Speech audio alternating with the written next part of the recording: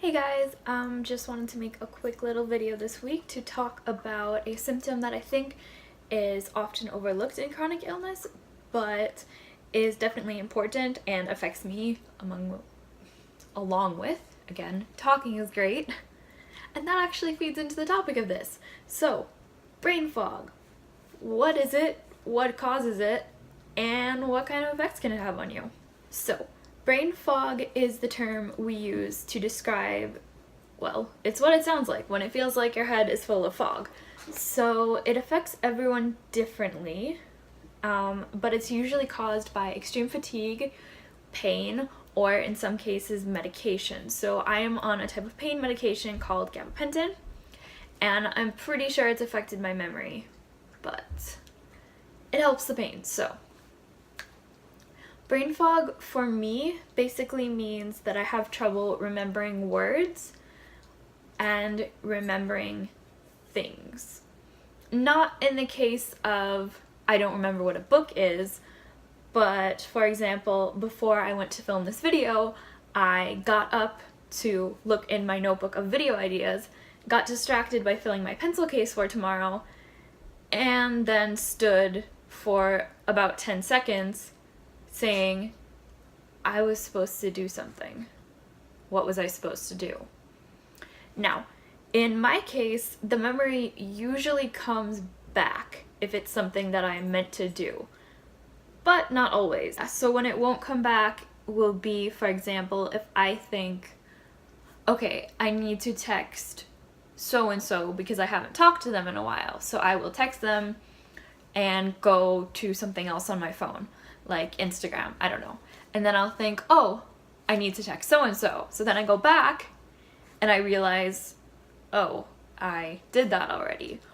Or I will remember that I texted so-and-so, but not what I said, or if it related to the topic that I meant to send. So for example, maybe I meant to say, hey, are we going to the gym tomorrow? But all I texted was, hey, how are you? Because in my brain, I need to talk to so-and-so usually means I need to see how they're doing, if they're having a good day. So that's pretty annoying. But I think the thing that frustrated me the most, and that occurred before I started gabapentin, was the losing of words.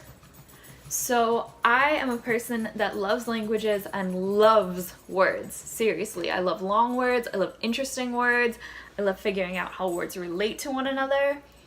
So forgetting words is kind of terrifying.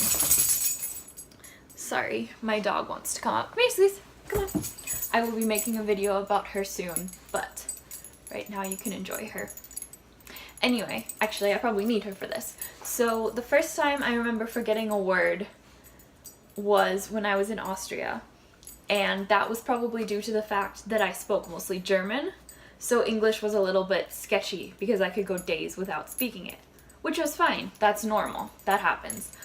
But when I came back, it subsided, but it did start again. I remember this really clearly. So for the past year, I had been feeling, this is a serious topic, I had been feeling really tired all the time and out of it. This was before I got my actual diagnosis, but I was in my therapist's office and I was trying to explain how I felt, and I remember saying, I was trying to explain something to her. I had done an escape room recently and I forgot the word for pedestal. So I was trying to explain that in this escape room there were two statues on pedestals and you twisted them so they were looking at each other, and then that made something in the room happen. And I couldn't think of the word, and I just went, the thing, art that it sits on, and this was terrifying. This had never happened to me before. And at that point I realized something was really wrong. And it scared the hell out of me. So fast forward to today.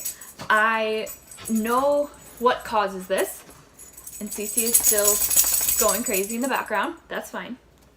Yes, so I know that this comes from brain fog, and it comes from extreme fatigue and pain and my body trying to heal itself when it can't.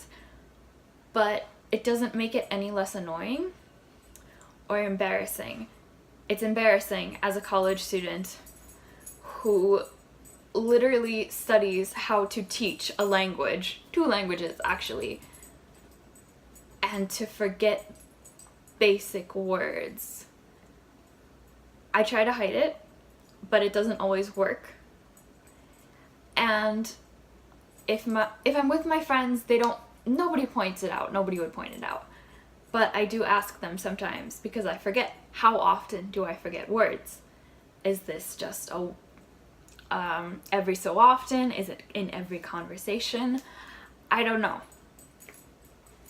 So brain fog and memory issues are definitely not the worst side effects that come with a chronic illness, but I think it's important to note because it is probably one of the biggest ones that makes someone feel stupid or embarrassed, or I don't know. For me, at least, my mind has always been a constant. So even if my body is deteriorating and I'm in bed unable to lift my head by myself and have to be propped up by pillows, I can still write essays and I'll be fine and they'll get A's. So forgetting things and forgetting words is insane to me. I still don't believe it's happening. So I guess the point I'm trying to make here is just to educate you a little bit more about brain fog and to encourage you, if you know someone that has it, to help them out in a subtle way. So don't say things like, "You're forgetting words again," or "Why can't you say this word? What's wrong with you?" I doubt anyone would, but you never know. Instead, supply the word if they appear to be struggling, or cover it up. If they forget plans, don't be angry because it's probably not something they want. I may have forgotten important meetups before, but I have solved that. I would show you, but I'm actually using my phone to film this. But I have apps that send me notifications for daily things like medication, which is good because I forget that. Today I forgot to take my afternoon pills for about an hour before I realized I'm in pain. And then I looked at the time and then I realized I was kind of late. I also have a notes app, kind of like the standard iPhone notes, but on steroids, that divides things into categories for me. And I have a reminder on my daily app to check that every day. So that really helps me remember things about work, about appointments, about social things, about things I have to do in general, anything. I will also link some videos of my favorite YouTuber, Jessica Kellgren-Fozard. I can't say that. She is amazing. She's chronically ill. She's happily married with a beautiful wife and 2 dogs. And she's so positive and dresses like a vintage 50s girl. She's amazing. But she also experiences brain fog as well as kind of an extreme memory loss due to a medical procedure that went wrong. So she's very experienced in these topics, and I will link those videos below. Anyway, I hope this gives you a little bit of insight of what goes on in most chronically ill people's brains and how to help with that. Maybe not the most exciting video, but my next video will be with Cece, all about Cece, and you did get some cameos of her, so yeah.